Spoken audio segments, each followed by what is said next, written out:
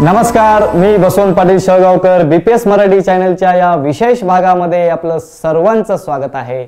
आज आपण पाहतोय महाराष्ट्रामध्ये लवकरच विधानसभा निवडणुका आहेत आणि या विधानसभा निवडणुकीमध्ये महाराष्ट्रातील जनतेचा कौल कोणाच्या बाजूने असणार आहे? महाविकास आघाडीच्या असणार आहे की महायुतीच्या बाजूने असणार आहे?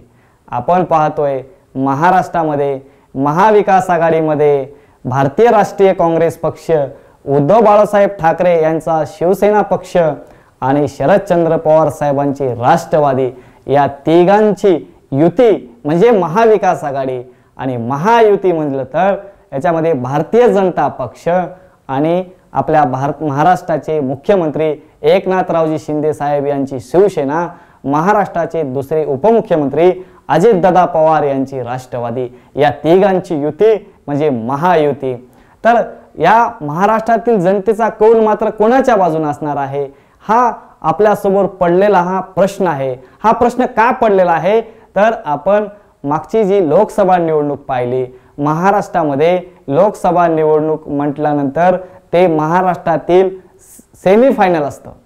कारण लोकसभा निवडणुकीचा जो निकाल येतो त्या निकालावरती विधानसभेचा 50% निकाल हा चित्र स्पष्ट होते असं काही जणांचं मत आहे।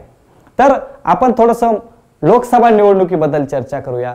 लोकसभा निवडणुकीमध्ये पाहिलं आपण महायुतीला 17 जागेवरती विजय मिळवता आलं आणि महाविकास आघाडीला मात्र 30 जागा या ठिकाणून निवडून आणता आल्या। तर या ठिकाणी आपण पाहिलेलं आहे की महायुतीपेक्षा महाविकास आघाडी वरचढ ठरलेला आहे। खूप मोठ्या प्रमाणात जागा त्यांना निवडून आणता आल्या। तर या जागा आपण पाहिल्या तर खूप मोठा डिफरन्स आपल्याला या ठिकाणी पाहायला मिळतो। पण हाच डिफरन्स मतामध्ये आहे का? मतामध्ये याचा काय परिणाम आहे? तर आपण मताचा जर विचार केला तर महाराष्ट्रामध्ये जेवढे टक्के मतदानाचा झाला त्या टक्क्याचा जरी आपण ॲव्हरेज काढलं तर आपल्याला एक गोष्ट लक्षात आलेला आहे, महायुतीला 43.3% एवढे मतदान मिळाले तर महाविकास आघाडीला 43.6% एवढे मतदान महाविकास आघाडीच्या बाजूला मिळाले। म्हणजे याचा जो फरक आहे 0.3% एवढंच या ठिकाणी फक्त या मतांचा डिफरन्स आपल्याला पाहायला मिळाला। तर मतदानाचा जो आपण आकडेवारीनुसार जर पाहिलं तर त्याच्यामध्ये आपल्याला काही गोष्टी या ठिकाणी समजतील। 2,50,00,000 मतदान हे महाविकास आघाडीला मिळाल्या, 2,48,00,000 मतदान हे महायुतीला मिळाल्या। किती मतदानाचा फरक आहे? फक्त 2,00,000 मतांचा फरक आहे।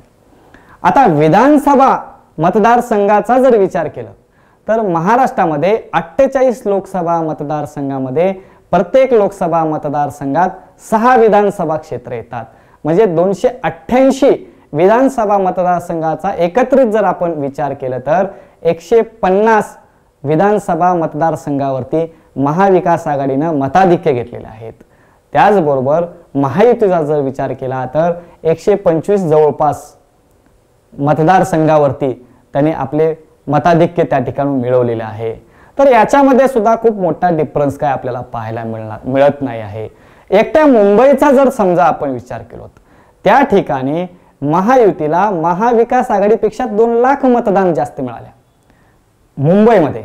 आणि महाराष्ट्रामध्ये जर विचार केला तर फक्त या ठिकाणी महाविकास आघाडीला महायुतीपेक्षा 2,00,000 मतदान फक्त जास्त घेता आल्या।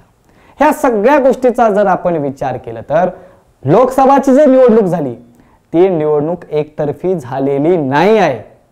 मतदानाचा जर विचार केला तर ही निवडणूक अतिशय चुरशीची झालेली आहे। कोणाच्याही एकाच्या बाजूने महाराष्ट्रातील जनतेचा कौल नव्हता हे या ठिकाणी चित्र स्पष्ट आहे। तर ही जी आता पुढे विधानसभा निवडणूक येणार आहे या विधानसभा निवडणुकीमध्ये मात्र हीच निवडणूक अतिशय चुरशीचीच होणार आहे। कारण या ठिकाणी महायुतीला जो मोठा पराभव आपल्याला पाहायला मिळतोय, फक्त जागे जास्त त्या ठिकाणी त्यांना निवडून आणता आलेले नाहीत, मतदान त्यांना मिळालेले आहेत पण जास्तीचे जागे त्यांना जास्तीचे उमेदवार त्यांना निवडून आणता आलेले नाहीत। तो फटका त्यांना जो बसलेला आहे त्यांच्यासाठी आता विधानसभा निवडणुकीमध्ये ती पोकळी त्यांना भरून काढावी लागणार आहे। आताच आपण पाहिलं पावसाळी अधिवेशन झालं। पावसाळी अधिवेशनामध्ये जे काही निर्णय घेण्यात आले ते निर्णय फक्त आणि फक्त विरोधक म्हणतात की हे येणारी विधानसभा निवडणूक आणि या विधानसभा निवडणूक डोळ्यासमोर ठेवून त्यांनी ते योजना महाराष्ट्रातील जनतेसाठी आणलेल्या आहेत। जसं की मुख्यमंत्र्यांनी लाडकी बहीण योजना आणली। ते योजना आणण्याचं मुख्य कारण विरोधक म्हणतात की ते फक्त आणि फक्त निवडणुकापुरतं आणलेलं योजना आहे। फक्त काही कालावधीपुरतं ते योजना चालवलं जाणार आहे। फक्त काही महिने हे महाराष्ट्रातील महिलांना त्यांनी ते पैसे देणार आहेत असा आरोप महाविकास आघाडी म्हणजे विरोधकांचा आहे। पण खरंच आज जे हे काही योजना आणलेल्या आहेत, आज जो काही महाविकास आघाडीला लोकसभेमध्ये फटका बसलेला आहे, त्या फटका बसल्यामुळं या ठिकाणच्या जनतेला हे मतदान आपलंसं करण्यासाठी ते योजना आणलेल्या आहेत का, हा मोठा प्रश्न महाराष्ट्रातील जनतेपुढे आहे, महाराष्ट्रातील महिला भगिनींपुढे आहे, महाराष्ट्रातील सर्वसामान्यांपुढे आहे। तर या ठिकाणी हे जे काही योजना आणलेल्या आहेत या योजनाचं या ठिकाणी जाहीर पण त्यांनी केले आणि त्याचं त्यांनी फॉर्म पण भरून घ्यायला सुरुवात केली आहे। लाडकी बहीण योजनेचे फॉर्म पण आपल्याला आता सगळं माता भगिनी भरून घेत आहेत। तर खरंच या योजनेचा फायदा महायुतीला या विधानसभा निवडणुकीमध्ये होणार आहे का, हा प्रश्न सुद्धा तेवढाच महत्त्वाचा आहे आणि तो जनतेच्या मनामध्ये पडलेला प्रश्न आहे। तर ही जी निवडणूक आहे या निवडणुकीमध्ये अजून कालावधी आहे।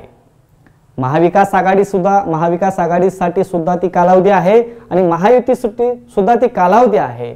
ज्या चुका या लोकसभा निवडणुकीमध्ये झालेल्या आहेत, ज्या ठिकाणी त्यांचे त्यांचे उमेदवार पराभूत झालेले आहेत, ते पराभूत का झालेले आहेत याचा त्यांना अभ्यास करता येणार आहे।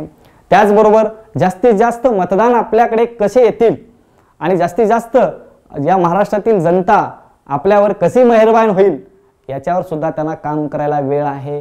तर दोघंही या ठिकाणी आत्ताच्या घडीला यांच्यामध्ये अतिशय चुरशीची त्या ठिकाणी आपण पाहतोय प्रयत्न चालू आहेत आणि हे महाराष्ट्रातील 2024ला जे निवडणूक विधानसभेची होणार आहे ते सुद्धा अतिशय चुरशीची होईल, यात कुठलीही कसलीही काहीही शंका नाही।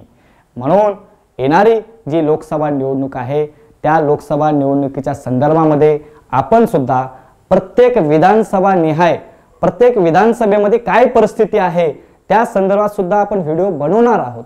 त्या ठिकाणची जनता कोणाच्या बाजूने आहे, त्या ठिकाणी कोण उमेदवार असणार आहेत, त्या ठिकाणचे परिस्थिती कशी आहे या संपूर्ण संदर्भात आपण विश्लेषण याच BPS मराठी चॅनलच्या माध्यमातून करणार आहोत आणि याच माध्यमातून आपल्याला त्या 288 मतदारसंघाबद्दल जाणून घ्यायला मिळणार आहे। म्हणून बांधवांनो, ही विधानसभा निवडणूक अतिशय चुरशीची होणार आहे, अतिशय रंगतदार होणार आहे आणि महाराष्ट्राच्या इतिहासाला कलांटणी देणारी ही विधानसभा निवडणूक होऊ शकणार आहे। म्हणून आपण सुद्धा हा व्हिडिओ जर आपल्याला आवडला असेल तर नक्कीच लाईक करा, शेअर करा आणि आपल्या चॅनलला सबस्क्राईब करा। त्याचबरोबर येणारे जे विधानसभा निवडणुकीच्या अनुषंगाने प्रत्येक मतदारसंघाचं विश्लेषण आपण करणार आहोत ते सुद्धा व्हिडिओ तुम्ही पाहायला विसरू नका। तोपर्यंत इथंच थांबतो। धन्यवाद, नमस्कार, जय महाराष्ट्र।